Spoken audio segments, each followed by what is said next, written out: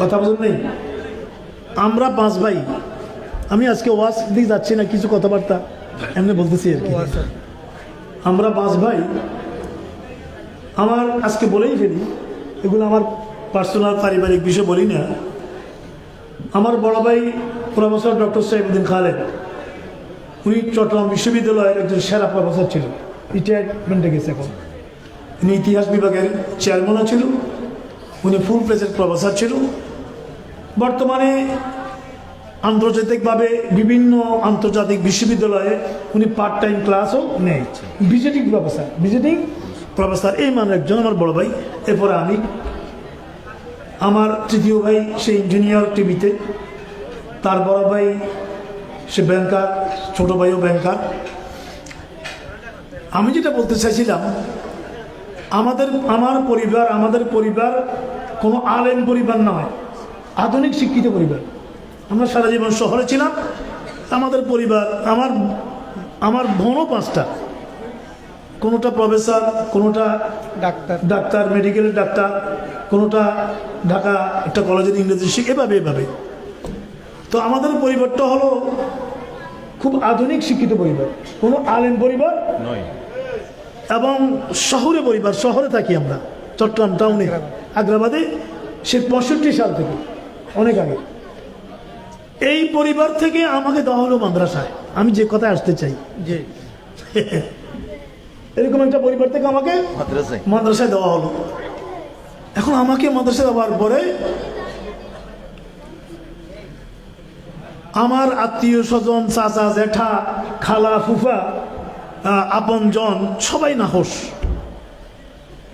সবাই বলতেছে এর 5 ভাই 5 বোন একরকমের হবে, এ আরেক রকমের হবে, ড্রেসও মিলবে না, কথায়ও মিলবে না, হ্যাঁ, জীবনযাপনও মিলবে না।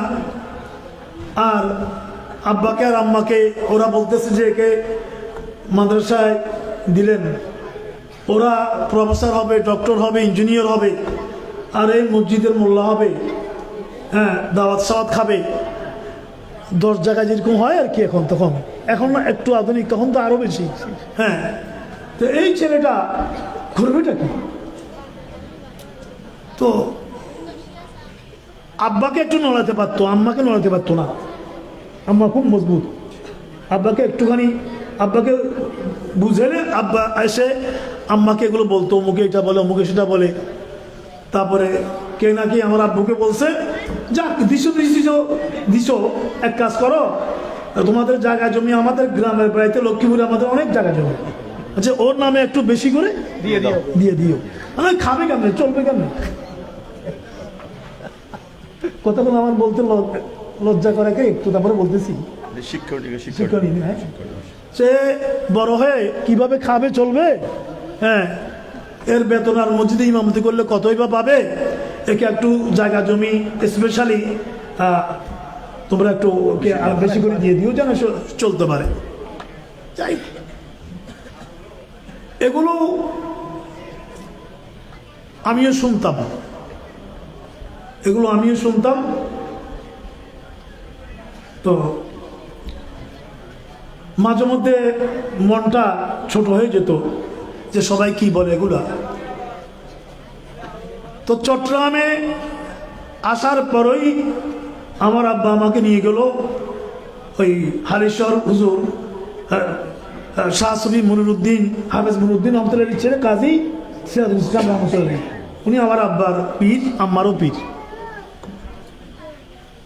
তো নিয়ে গেল আমাকে ওনার কাছে একটু দোয়ার জন্য। আর আমি কোথায় ভর্তি হব, মাদ্রাসা কোনটায় ভর্তি হবো, এই জন্য এখনো ভর্তি হয়নি, হওয়ার আগ থেকে এগুলো শুরু হয়ে গেছে। তো উনি আমাকে বললেন, ওকে জামিয়া আমাদের শুনিয়ে দিয়ে দাও। অথচ আমার বাড়ি থেকে দারুল কাছে, যেত ট্রান্সপোর্ট সুবিধা। উনি বললেন যে একে জামিয়া আমাদের শুনিয়ে দিয়ে দাও। তো জামিয়া আমাদের শুনিয়ে আসলাম।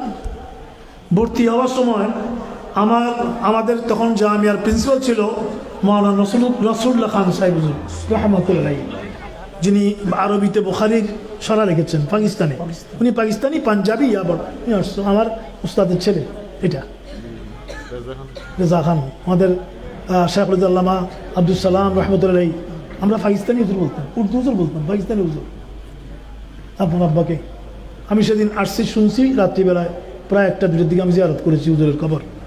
আমাদেরকে ইবনে মাজা পড়াইতেন, ইবনে মাজা। কিছু কথাবার্তা এমনি বলি আজকে বলছেন, এমনি গপ সপ মারতেছি আর কি। আপনাদের কোনো অসুবিধা হইতেছে? তো এখন কি বলতেছিলাম জানি, ওই মাদ্রাসায় জামিয়ায় ভর্তি হয়ে গেলাম। ভর্তি হওয়ার সময় কি পিছনে পড়ি বুঝে গেছি। জি জি জি বুঝলাম, ওনার মধ্যে দিলে একজন বসেন, অসুবিধা নেই। তো জামিয়ায় ভর্তি হওয়ার সময়, ভর্তি হতে যখন গেলাম শিক্ষক রুমে, প্রথমে আমার ইন্টারভিউ নিল আমার অত্যন্ত প্রিয় উস্তাদ অধ্যক্ষ আল্লামা মুসলিউদ্দিন রহমতুল্লাহ, যিনি পরে সোবানিয়ার। হ্যাঁ, উনি আবার ইন্টারভিউ নিলেন, বুঝছেনই মানুষ মিলাম, এগুলো তোমাদেরকে বলিনি কোনো সময়। তো উনি আমাকে বললেন, তুমি কি পড়ছো? এখনো কোনদিন মাদ্রাসায় পড়ি নেই, শুধু একজন লোকাল হুজুরের কাছে কিছু কিতাব পড়ছি। তুমি আমাকে বললেন, তুমি ইসবাত ফেলে মাজি মারুফটা গর্দানো, এই গর্দানটা বলো। ইসবাত ফেলে মাজি এটা গর্দান, এটা বললাম। ওখান থেকে 2-1টা শিখে জিজ্ঞেস করলো। এরপরে জামিয়া আবেদে শুনিয়ে ভর্তি হইলাম। একবারে দাহুমে ভর্তি হওয়ার 15 দিন পরে পরীক্ষা, ভর্তি হওয়ার 15 দিন পরেই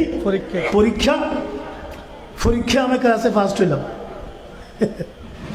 এবং পরে দেখা গেল ক্লাসে ফার্স্ট না, তখন জামিয়া ফাজিল পর্যন্ত, কামিল নাই, ফাজিল পর্যন্ত দেখা গেল যে এভারেজ ফুল মাদ্রাসা আমি ফার্স্ট হয়েছি।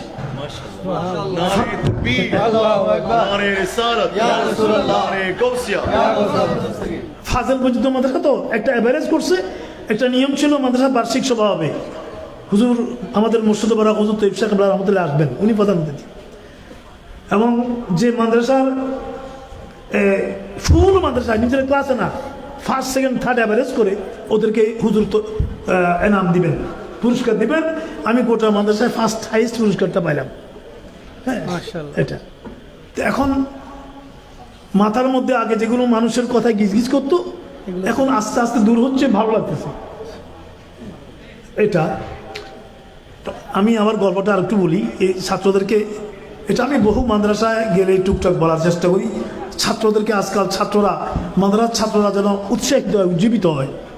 যাই হোক, গেল জামিয়া থেকে কামেল শেষ হলো, দহমে ভর্তি হয়ে কামেল পর্যন্ত মাদ্রাসায় শেষ হলো জামিয়া। এরপরে আমি 85 সালে এই বর্তমান যে মসজিদ সিটি আবাসিকা জামা মসজিদ, যেখানে জুমাতে প্রায় 8 থেকে 10,000 মানুষ নামাজ পড়ে, সব শিক্ষিত মানুষ এবং ধনী মানুষ, শিক্ষিত আর ধনী। এখানে আমি আজকে 40 বছর আছি জুমাতে। আমি প্রথম যখন সেখানে ঢুকছি, তখন মানুষেরা আমাকে বাচ্চা হুজুর ডাকতো, বাচ্চা হুজুর ডাকতো এভাবে। তো আমি সেখানে ঈদের নামাজ হয় বাই রোটেশন, এলাকায় বিশাল নামাজ জমাতে, সবাই এক জায়গায়, যেমন জমিদুল ফালা ময়দানে এরকম সবাই। তো আমি সেখানে সেবার ইমাম, ঈদের নামাজ পড়াবো, ঈদুল ফিতির। আমার বড় ভাই আসলো, উনি পিএইচডি করে এসেছেন ওয়াশিংটন ইউনিভার্সিটি, মেডিসিন ইউনিভার্সিটি থেকে। উনি পিএইচডি করে দেশে এসেছেন, ডক্টর সাহেবদিন খালেদ হয়েছেন, ডক্টর হয়েছেন, এসেছেন। এখন ঈদের নামাজ পড়ার জন্য আমি ওনার ছোট ভাই, ইমিডিয়েট ছোট, উনি ঈদের নামাজ পড়ার জন্য আমার ঈদের নামাজে জমিতুল ফালা না গিয়ে উনি এখানে আসলো, বলছে আমার ছোট ভাই ইমামত করবে, আমি ওখানে নামাজ পড়ি। আসলো, নামাজ শেষ হলো, উনি ঘরে চলে গেলেন। ঘরে চলে গিয়ে আম্মার সাথে ভীষণ ঝগড়া ঈদের দিনে। আমার আম্মার সাথে, আমার কথা শুনতেছো? আম্মার সাথে খুব ঝগড়া, এটা মহব্বতের ঝগড়া, খুব ঝগড়া। ঝগড়া কিসের জন্য? ঝগড়া হলো, উনি আম্মার সাথে ঝগড়া করতেছে, আপনি আমাকে মাদ্রাসা না পড়াইয়া স্কুল কলেজ ইউনিভার্সিটি কেন দিচ্ছেন? এই ঝগড়া যে আমার পিএইচডি দিয়ে কি হবে, আমার ডক্টরেট দিয়ে কি হবে। আমি তো ওর পিছনে নামাজ পড়ার পরে আমি অনেক চেষ্টা করো ওর সাথে একটু মোলাকাত করতে পারি না, এত ভিড়। আমি দাঁড়ায় আছি, মানুষের ভিড়ে সেখানে যেতেও পারতেছি না। হ্যাঁ, আর টাকার বস্তা পড়ে গেছে, সবাই যে টাকা দিচ্ছে আমাকে, আমার টাকা নেওয়ার জন্য পাশে একজন দাঁড়াইছে, আমি এত টাকা কেমনে নেব। হ্যাঁ, কেউ 100 টাকা, কেউ 500 টাকা, যার যা তৌফিক দিচ্ছে টাকার একবারে। তুমি বলতেছে আমি, কেউ আমাকে একটা টাকাও দিল না। হ্যাঁ, আর আমি তার সাথে, আমার ছোট ভাই, আমি তার সাথে একটু মোসাফা মোয়ানাকা করতে পারলাম না, এত ভিড়। আস্তে আস্তে আমি বাড়ি চলে আসছি, ফতে ফতে একটা লোক আমাকে সালামও দেয়নি।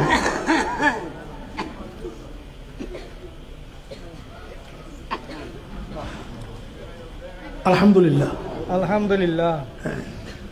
আমাদের সম্মানের কোনো অভাব নেই, টাকারও অভাব নেই, টাকারও অভাব নেই। খাওয়া মানুষ টাকা দেয়, মনে হয় যেন মানুষগুলো বিয়ে করুক। হয়তো দেখা হয়েছে গাড়ি থেকে নেমে সালাম দিয়ে, বুঝলো আপনি যাবেন কোথায়, হ্যাঁ নিয়েও গেছে, আবার হাতে টাকাও দিচ্ছি। কি বেকুব নাকি দেখো কেন? আলহামদুলিল্লাহ, একজন আলেমে দ্বীনের অর্থের অভাব নাই, সম্মানের অভাব নাই, কোনো কিছুর অভাব নাই। এই জন্য আল্লাহ পাক ইরশাদ করলেন, হাল ইয়াস্তাবিল্লাযিনা ইয়ালামুন ওয়াল্লাযিনা লা ইয়ালামুন। শুধু ইলমের ব্যাপারে না, কোনো বিষয় একজন আলেমের বরাবর সরাবর আর কেউ নাই। অতএব এই যে মাদ্রাসার ছাত্রগুলো আপনারা দিয়েছেন, এরা এই মাদ্রাসার না? আলহামদুলিল্লাহ, কি চমৎকার, কি সুন্দর লাগছে এই মাদ্রাসা। আল্লাহ রহমতে